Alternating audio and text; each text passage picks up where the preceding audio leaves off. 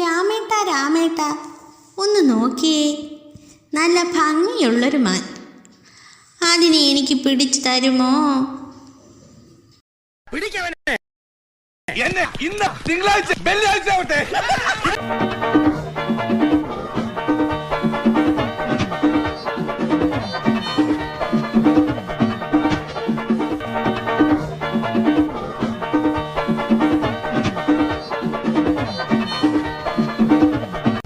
നീ തീർന്നടാ, നീ തീർന്നു.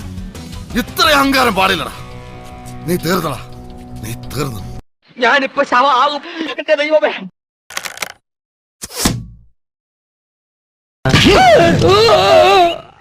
ചത്ത് ചത്ത് ചത്ത് ചത്ത്.